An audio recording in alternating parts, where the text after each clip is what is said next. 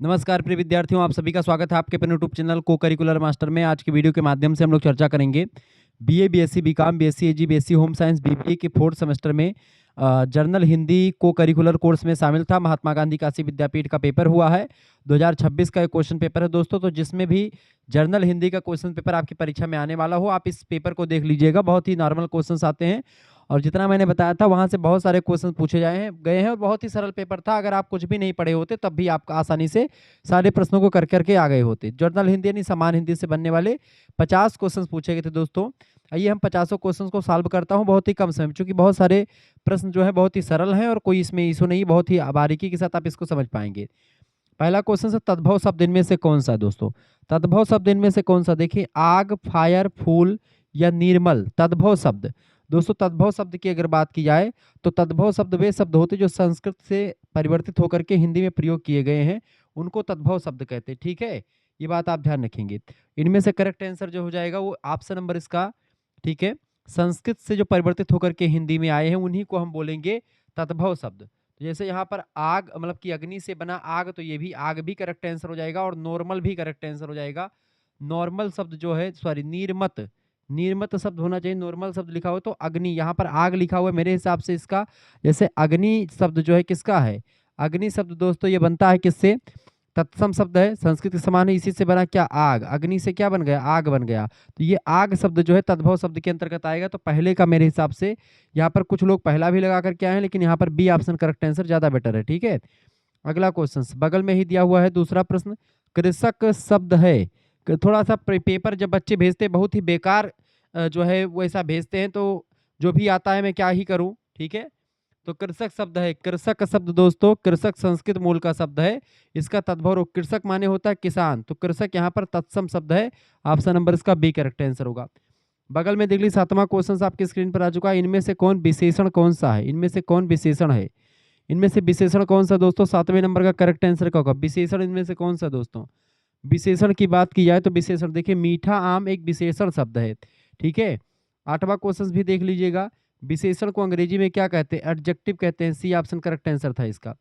9वां number प्रश्न पूछा गया, दूध में कुछ पड़ा है इस कथन का संबंध है।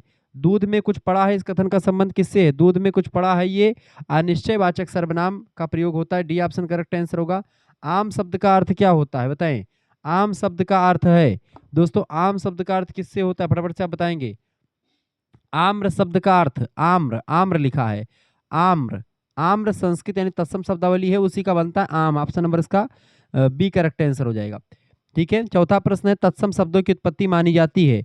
तत्सम शब्दों की उत्पत्ति संस्कृत से मानी जाती है। ऑप्शन नंबर इसका बी करेक्ट आंसर हो जाएगा चौथे का। ठीक है, अगला क्वेश्चन आपका आ चुका, सर्वनाम के मुख्य भेद कितने होते हैं, 10वां नंबर। सर्वनाम के मुख्य भेद, सर्वनाम के 6 भेद होते दोस्तों। ऑप्शन नंबर इसका फोर्थ करेक्ट आंसर हो जाएगा। पुरुषवाचक सर्वनाम, निजवाचक सर्वनाम, निश्चयवाचक सर्वनाम, अनिश्चयवाचक सर्वनाम, प्रश्नवाचक और संबंधवाचक, ये 6 प्रकार के सर्वनाम होते हैं, ध्यान रखेंगे। 11वां क्वेश्चन भी देख लीजिएगा, इनमें से कौन प्रश्नवाचक सर्वनाम है। 11 नंबर प्रश्नवाचक सर्वनाम इनमें से होगा क्या, क्या प्रश्नवाचक सर्वनाम है दोस्तों। 5वां प्रश्न है, खाना और लिखना का संबंध किससे है। खाना और लिखना दोस्तों क्रिया से संबंधित रखती हैं, ये क्रियाएं हैं। ऑप्शन नंबर इसका थर्ड करेक्ट आंसर हो जाएगा।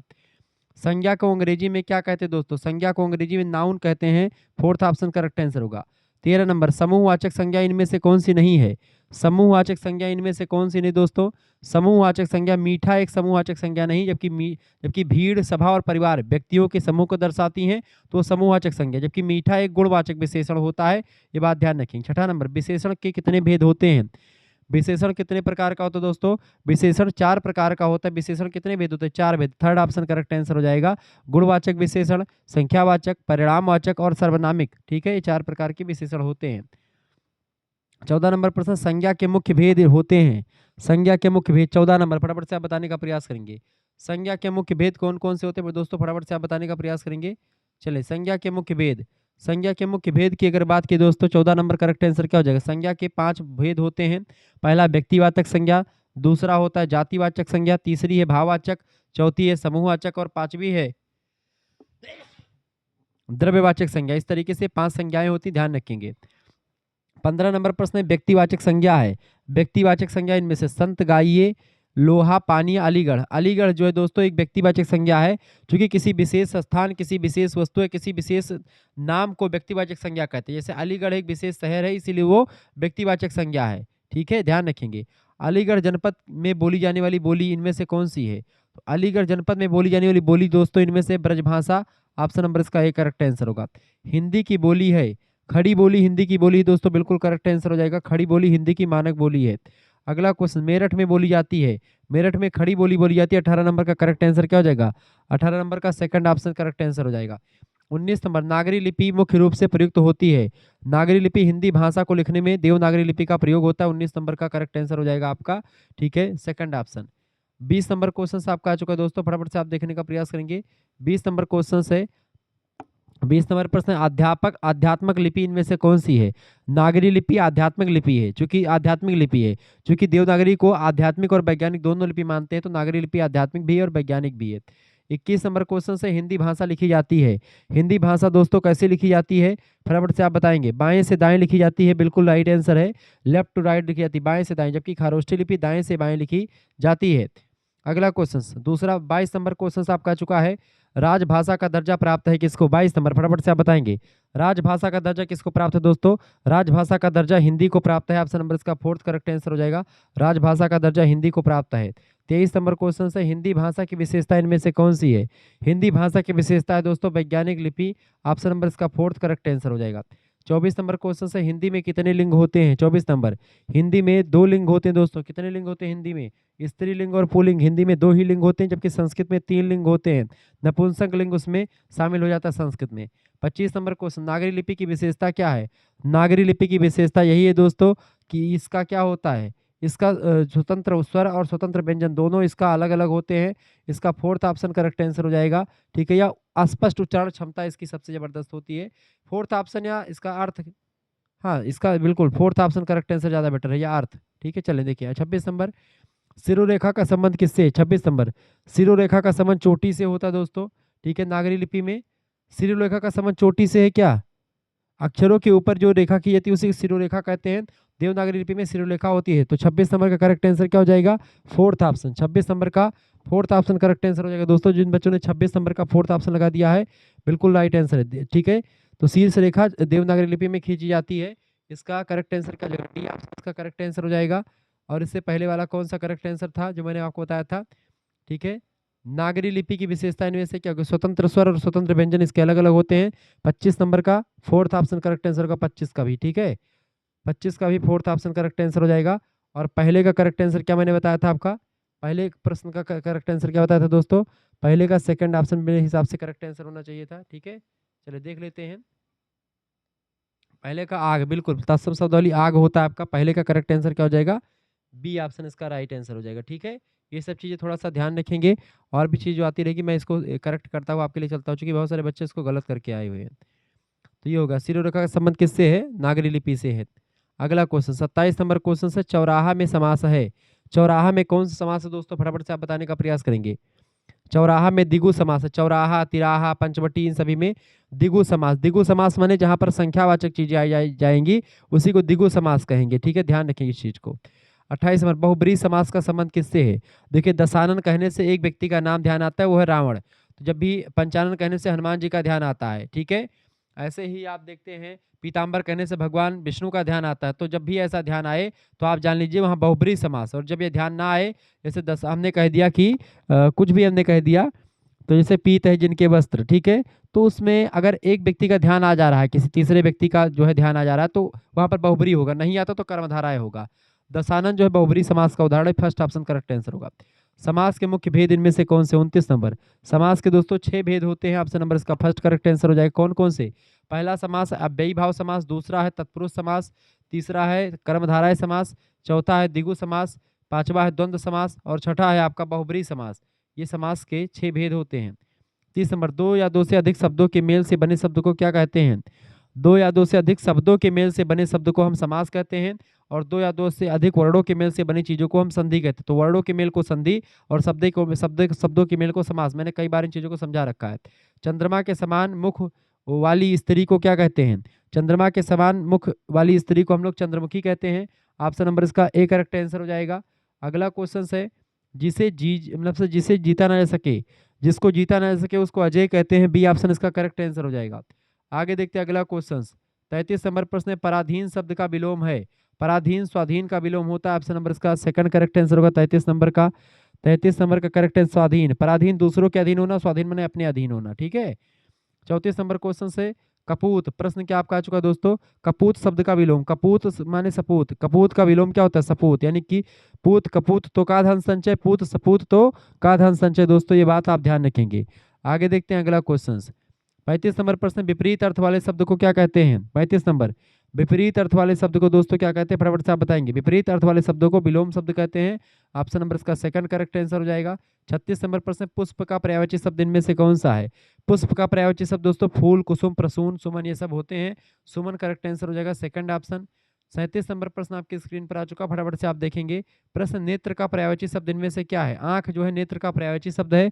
आंख हो गया, चक्षु है, लोचन है, नयन है, ये सब नेत्र के पर्यायवाची शब्द होते हैं। ठीक है। 38 नंबर क्वेश्चन से, समान अर्थ वाले शब्दों को क्या कहते हैं दोस्तों। 38 नंबर, समान अर्थ वाले शब्दों को हम लोग पर्यायवाची शब्द कहते हैं। ऑप्शन नंबर इसका थर्ड करेक्ट आंसर हो जाएगा। आगे बढ़ते हैं। 39 नंबर प्रश्न है, अपना काम स्वयं करना का संबंध किससे है। अपना काम स्वयं करना का मतलब होता है अपना हाथ जगन्नाथ। ऑप्शन नंबर इसका थर्ड ऑप्शन करेक्ट आंसर हो जाएगा। 39 नंबर का थर्ड ऑप्शन। ठीक है। लोकोक्ति का अर्थ है कि आत्मनिर्भर होना सबसे अच्छा होता है, अपना हाथ जगन्नाथ।